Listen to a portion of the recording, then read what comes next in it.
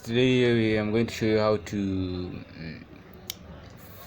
hard reset Nokia 2.1. You can see this is Nokia 2.1. So what you need is just power on, insert some cable,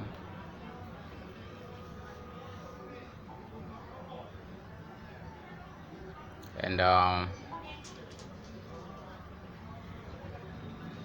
after that you just now you're here charging, then just power up, power plus, and power button.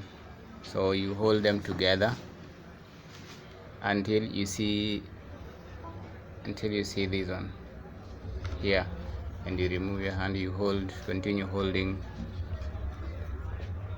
the power up button, and now you can see we have this one here.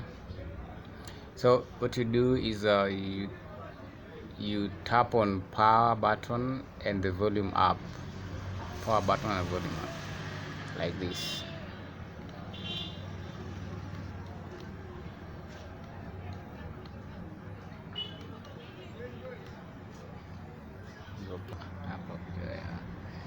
And you'll see this one, so you tap on that.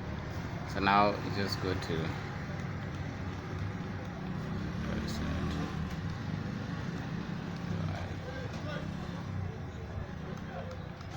and you wipe the cache